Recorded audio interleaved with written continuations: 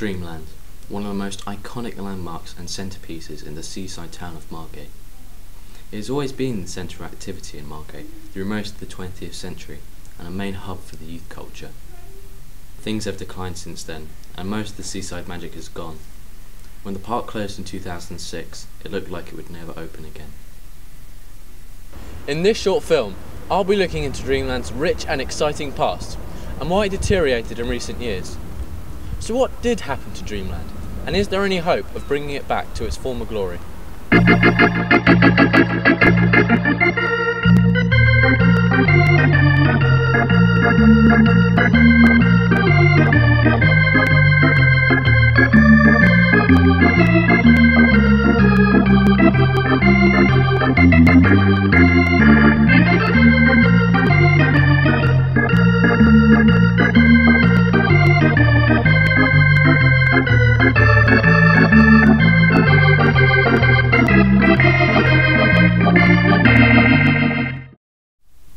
A year after the First World War, the Dreamland site was bought for £40,000 by John Henry Isles, who then invested £500,000 to create an amusement park on the seafront of Margate, to be known now as Dreamland.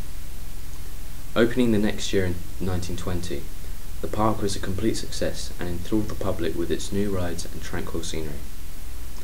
Since then, it has attracted hundreds of thousands of visitors and captivated them with excitement, energy and enjoyment for friends and families on their holidays. Even though it went through many evolutions and changes, it was on top for a majority of the 20th century, even during the dark war years of the 1940s, and peaked exceptionally well in the 1960s and 70s, with a main birth of youth culture and a place for the modern rockers. It attracted a lot of people. Weekends, the car park would be mainly full of coaches. The women, I know shorter skirts were coming in a little bit, but again, typical the 50s, 60s look. So yeah, it used to be packed, heaving is the word. Its most memorable and exciting ride has always been the Scenic Railway, which received 500,000 visitors in the first 3 months of opening. The other rides changed over the decades, with some original ones remaining, but the Scenic Railway has always been a permanent resident of the park since it opened, and an iconic monument of the Margate landscape. Fantastic ride for the age, but it wasn't new when it came here. It was brought over from Coney Island in America, and I believe it dates back to 1913. So what do the people of Margate remember the most about Dreamland? My earliest memory must have been back in 1959. When I was about 15. I can't really remember. I just went down with a friend. Oh, well, I moved down here in 1980 from the Midlands, and at the time I believe it was, I'm not sure if it was Ben Bombs or Dreamland, but it's always been there. I've always lived in Broadstairs, and my kids would go there, and we used to serve. I used to have a packaging business, used to serve the shops and all that were in Dreamland itself, so we were quite close to the people that were in there. Yeah. My parents had stalls in there, so I was always in there. I visited Dreamland in 1977 with my grandparents on a 3-hour bus ride from Ashford. Did you ever go on the Scenic Railway? Yes, well, I did. Yeah, that was brilliant. Yeah, how many times did you? Oh, quite a lot. Yeah. What other rides did you go on?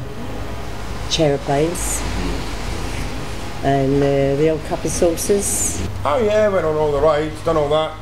What was your favourite ride? The Loop. Any other rides you went on? Oh, the Scenic Railway, of course, which is enormous. You know, it's massive. Yeah. Oh God, the 80s. We used to come down, carloads of us basically, because where we used to live, we used to drive up here, camp on the beach for the weekend, play football on the beach all night long, and play all day. Those are just stories now, and little of Dreamland's excitement and fun remains. After declining rapidly in popularity near the end of the 90s and into the 21st century, it was rarely open and only for special events. Since the start of the millennium, people in distinguished places were discussing the future of Dreamland, knowing that it might not be around for much longer. After campaigning in March 2002, the Scenic Railway received a Grade 2 structure listing, a first for an amusement park ride, which was thought it might ensure the future of Dreamland as an amusement park. The next year, Nick Laister founded the Save Dreamland campaign, after the site owner Jimmy Godden declared the park may still close for commercial redevelopment. The campaign quickly grew to 13,000 people in the UK and around the world, as well as gaining interest and support from important organisations like English Heritage. The park was still remaining open on and off until finally it closed officially in 2006, after clinging on for so long.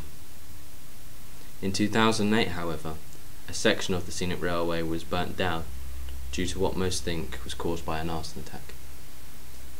So if Dreamland was such a fun family experience and had been entertaining audiences for many decades, why did it close? I think it was just lack of investment. I think there's two strands to it. I think that the one side was that, you know, people were going abroad, so Margate as a destination was declining. We've obviously changed things now a little bit, but the other strand was, I think, that there was a desire for someone to actually build housing on that site and actually, you know, sell it off. Well, the Dreamland changed hands many times. It had many owners throughout its life. Most people remember it from the 1980s when the Benbom brothers owned the site.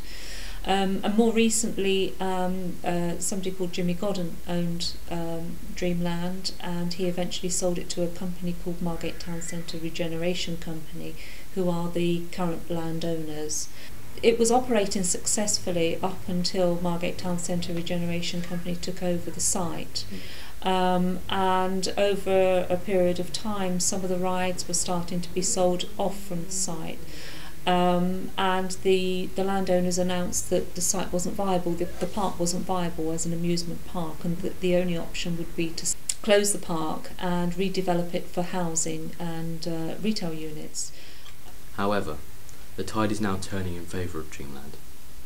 The Dreamland Trust, which emerged from the Save Dreamland campaign, has continued to encourage the public, organisations and companies to support the project, and now, by receiving the correct funding, there are plans to reopen the park in 2014 and return the excitement it once brought to the town and people of Margate. Well, it will be a traditional seaside amusement park again, so it will operate as an amusement park, will do, but it will be something else. It's more of a hybrid. So we have this heritage story to tell. So Dreamland will be an operating amusement park with historic rides, but those are just that's really just a background for other things to happen. So it'll be very much a place that people can come to for not just entertainment but learning and heritage experience, but we're also a backdrop for festivals, events and other things that can happen within the park. This project is going to have to be a team effort though. To bring back Margate's status as a brilliant host of entertainment and thrills, the project must help the community help themselves by teaching them how to work again. The ride operators and vendors of the new Dreamland will be made up from most of the unemployed community. Well, Margate is a town that's been in decline for a long time, and it's now regenerating, but what's happened over those years is long-term unemployment. So we've got the challenge that, you know, we need to engage with our community, we need to get people trained so that they are in a position to be able to apply for jobs once the jobs come online in Dreamland. You know, we're running at twice the unemployment rate for the rest of the country, and I mean, and especially Kent.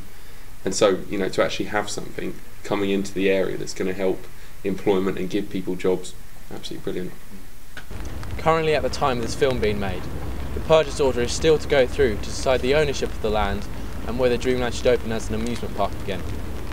But with all the funding and support so far, the public is on side to have a new rejuvenated amusement park in Margate, where yes, dreams can come true again.